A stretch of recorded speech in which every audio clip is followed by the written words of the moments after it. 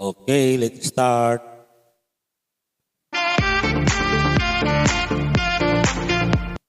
Magandang umaga po sa ating lahat mga kababayan. Magandang umaga, tanghali, hapon, gabi sa ating mga kababayan sa amang kayong sulok at daigdig naroroon. Magandang umaga at magandang araw po sa inyong lahat.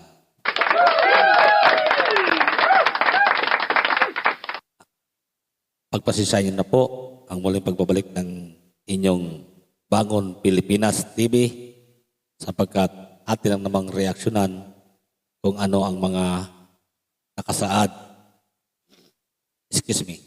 sa kanilang mga statement magmula sa Secretary Defense at sa DILG Secretary.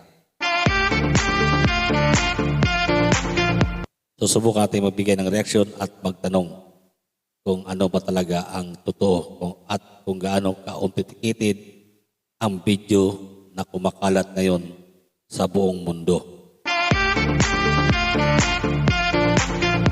Ang video na yun ay patungkol sa paghit-hit ng cocaine ng ating Pangulo.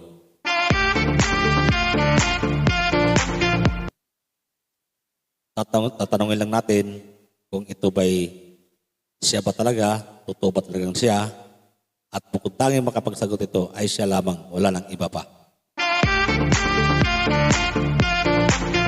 Sapagkat ang nilabas lang naman ni Maharlika, although hindi naman niya sinabi na ang Pangulo talaga yon, ngunit ang kanyang sinabi doon sa Maisog rally sa California, taong bayan ang husga. Ngayon, ngalan na taong bayan ang husga, so andun pa rin yung definitely, nandun yung intention niya na para siraan at ipalam sa taong bayan kung ano talaga ang ating Pangulo.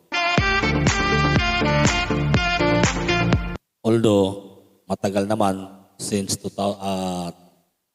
month of kung hindi ako nagkakamali, January, unang rally ng Maisog rally na naganap nga doon sa Davao City na kung saan sinabi ng dating Pangulong Rodrigo Roa Duterte na bangag natin ang presidente. Ngunit salita lang naman yon. Wala namang ebidensya na pinakita, kundi ang sinabi lang naman ng dating Pangulo, nung mayor pa siya, sinabi na ng PDEA, inireport na sa kanya ng PDEA na si dating Senador Bongbong Marcos Jr. ay nasa drug list ng PDEA. Binabalikan lang natin kung saan nagmula ang pagiging viral ng video na ito na patungkol sa pagdadrugs o drug user ng ating Pangulo. Binabalik lang natin. At nung January din yun, sa unang rally ng Maisog, sa Davao, naganap nga sa Davao City, doon sa Davao City, na sinabi niya ng dating Pangulo na yun nga, may report sa kanya, mayor pa siya noon, na sinabi sa kanya na nasa drug list ang pangalan ni Bongbong Marcos Jr. Ngunit, sinagot niya daw, ang pagkasabi daw niya is, gawin niyo lang kung anong narapat na gawin. Magtrabaho lang kayo. Yun daw ang sinagot niya sa nagpakita sa kanya ng ebidensya. Ngunit wala naman siya sinabi kung video yun o anong klaseng ebidensya yun. Basta yun lang ang sinabi daw sa in-report sa kanya.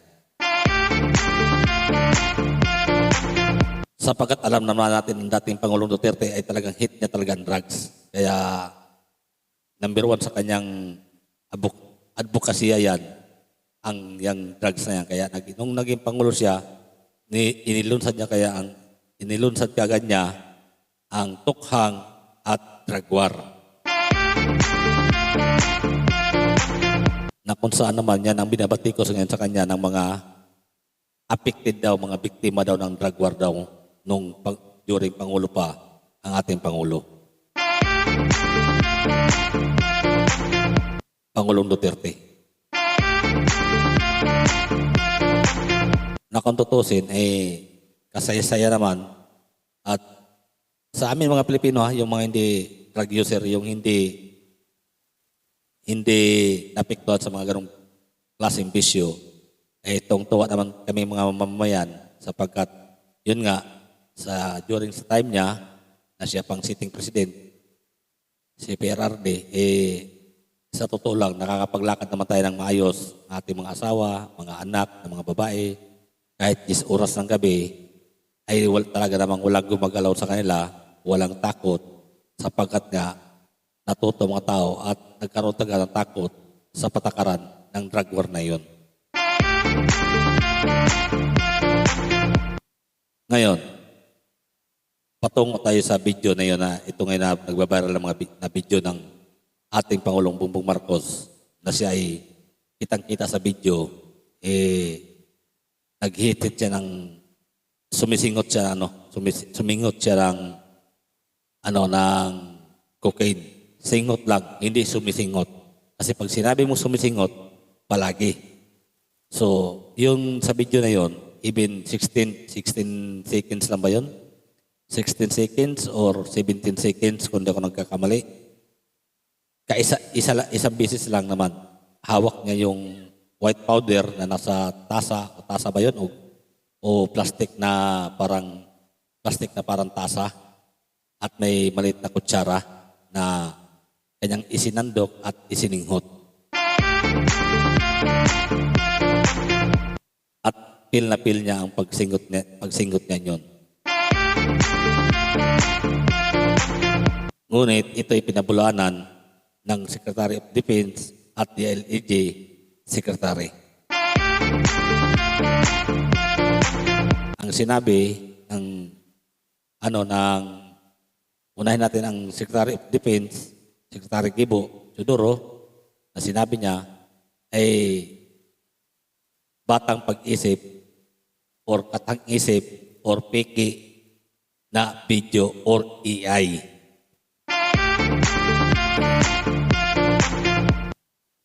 Yun sa kanyang pananaw. Yun na yun. Although hindi man niya sinabi na sa kanyang pananaw. Ang sinabi ng Secretary of Defense ay talagang peki daw talaga yung video na yun. Hindi daw yun talagang Pangulo.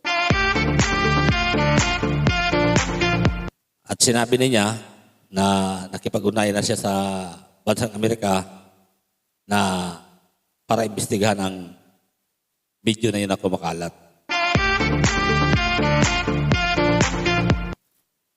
Siyempre, may karapatan siyang sabihin yun, unang-una.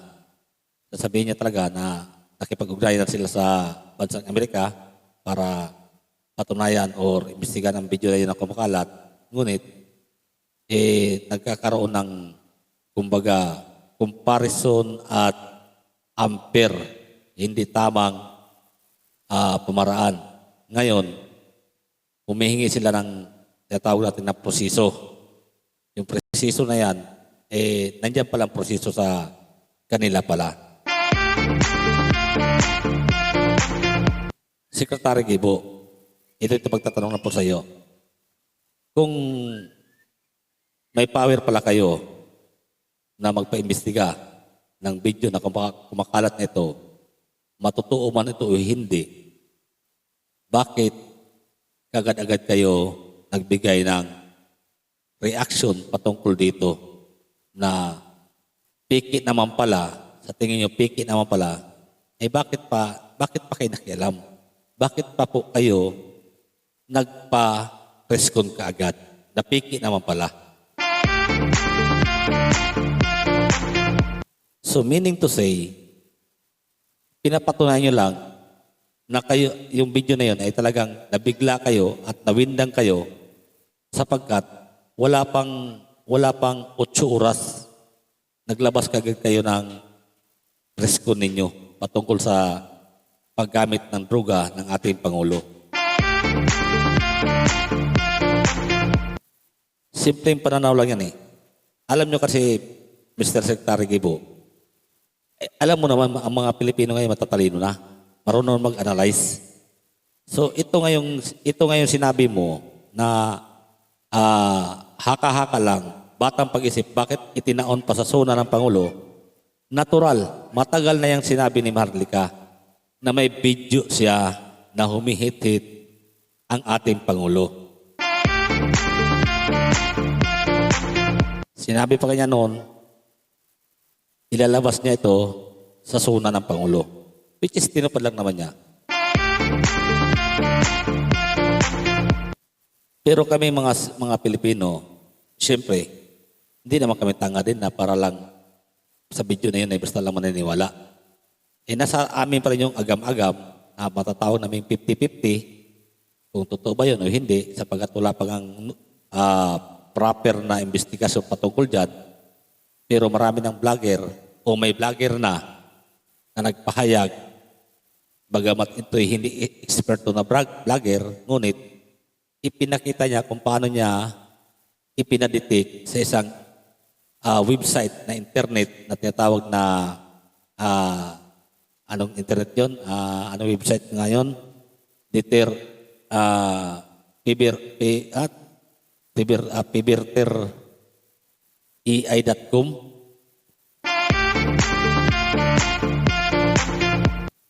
Ngayon, lumabas doon, isinalang niya yung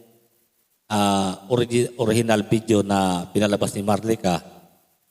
Yun ang isinalang niya at nakalagay doon is authenticated video.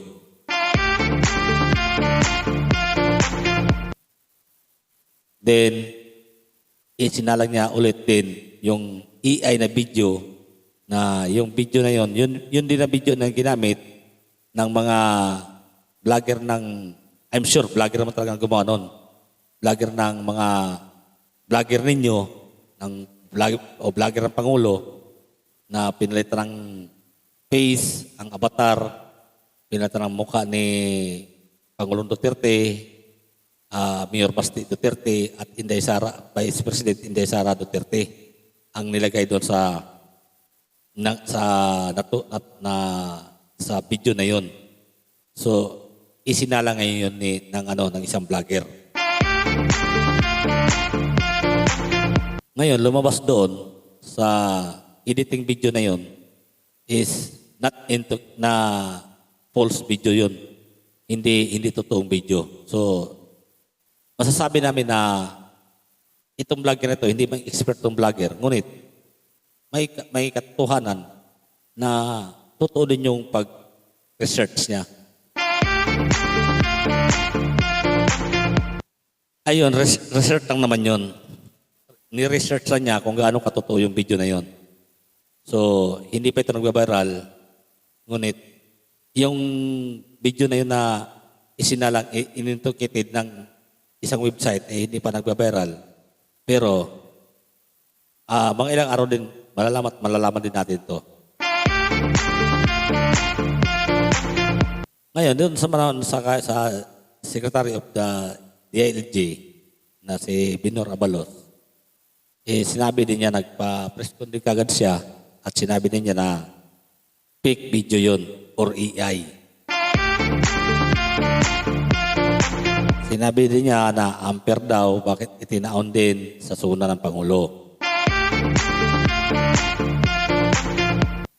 Kung Ampere pala, Mr. Abalos, ang tanong namin sa iyo, kung Ampere pala, ay yung ginawa sa paglusob sa property ng Kingdom of Jesus Christ ni Pastor Apollo C. Kibuloy, hindi ba Ampere po yun?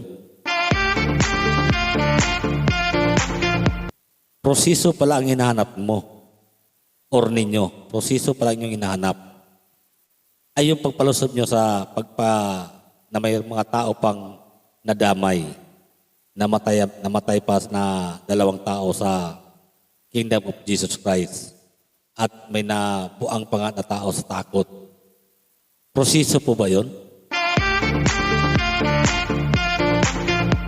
Pag kayo ang naagarbyado, masasabi namang naagarbyado kayo. naghahanap kayo ng proseso, naghahanap kayo ng ampere. Pag ang mga Pilipino na argabyado, wala na ampere sa paningin ng mga Pilipino, okay lang sa inyo, baliwala lang sa inyo.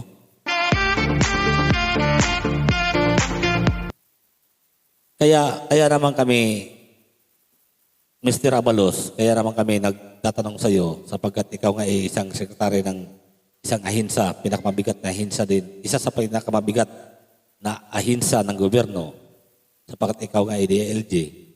Kaya namin ito tinatanong kasi Pilipino kami na nadadamay sa mga kalukuhan na nangyari sa ating bansa ngayon. Bakit ko nasabi na nadadamay sa kalukuhan ng ating bansa ngayon? Ito bang patuloy na pagtaas ng mga bilihin? Hindi ba ito kalukuhan? Ito bang pag-api sa mga Pilipino? Excuse me. Sa aming mga Pilipino, hindi ba ito kalukuhan? Bakit ko nasabi na inaapi kami mga Pilipino? Ito ba pagpalusob nyo sa Kingdom of Jesus Christ na maraming sibilyan na apektuhan? Hindi ba yan sila mga Pilipino? Mr. Abalos, masakit sa amin po yun. Bakit kamo, sir? Bakit, sir, masakit? Nasabi kong masakit sa amin yun. Sapagkat sila po ay Pilipino, na katulad namin. Sapagkat sila ay mahihirap din, na katulad namin. At ang napiktuhan ay hindi mayaman, kundi mahirap din na katulad namin. At ang namatay na dalawang matanda ay mahirap pa sa daga, na katulad din namin na mahirap din sa daga. Even ikaw, Mr. Abalos, Mr. Secretary, kung isa sa mga pamilya mo o kung isa man sa'yo, may nadamay din sa ganitong klaseng panggigipit, masasaktan din kami. Sapagkat ikaw at ang pamilya mo, 10 man ang inyong pamilya, ay Pilipino din na katulad namin. Kaya nga, ano bang part sa ating katawan? Di ba pag nasugatan ang ating kalingkingan, apektado ang buong ating katawan? Apektado ng sakit ang buong ating katawan. Ganon din po tayong mga Pilipino. Isa sa ating mga Pilipino ang nasaktan o nawalan o inapi, masakit din sa ating lahat yan dahil sapagkat tayo'y mga Pilipino. Kaya nga namin sinasabi namin sa iyo, Mr. Abalos, Mr. Secretary, na bakit kayo naglabas kagad, nagpa-press-con kagad patungkol doon sa video na nakita ninyo?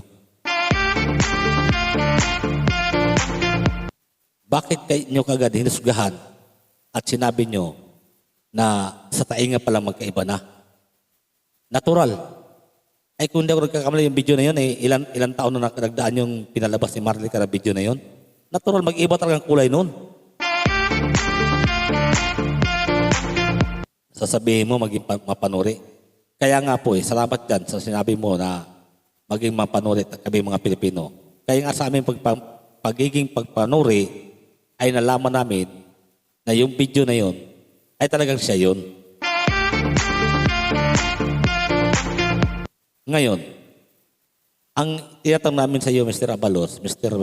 Secretary, bakit ikaw kagad o kayo rin kagad ni Secretary of Defense ang naglabas ng nagpa-press-con,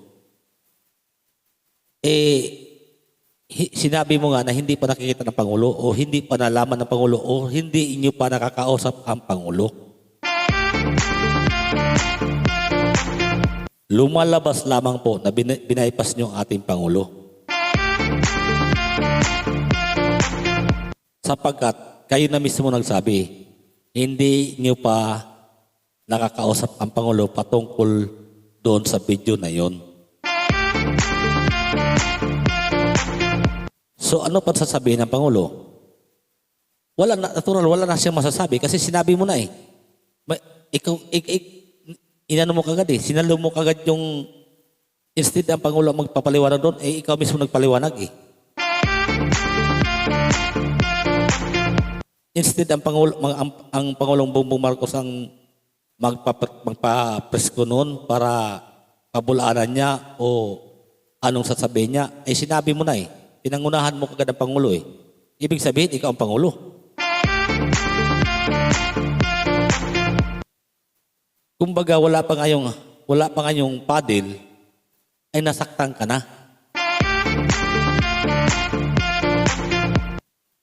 Kaya nga sabi namin mga Pilipino, dapat ang nagpalabas noon, ang nagpapresko noon, or isinama niya sa suna niya, ang video na yun.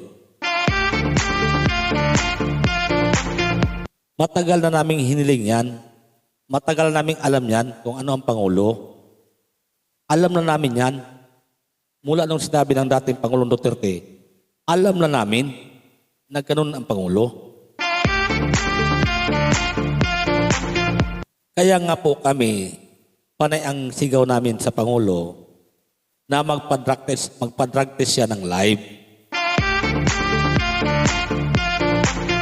Sapagkat yung investigasyon na yun sa Senado sa patungkol ng PDLX na nag-volunteer si isa ring Aywan na Morales na yan, na dating agent ng kuha na yan, ng PDLX na yan, eh sinabi ng Sintlok na inirequest lamang ng ating Pangulong Bongbong Marcos ang pagpa-drug test.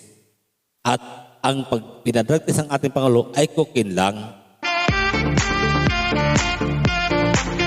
Kaya nga tinanong siya ni Senador Bato, yung taga-Sintlok, kung ano ang sinumiti ng ating Pangulo. O ang isinadmit, kung anong isinadmit. At ang sinabi niya is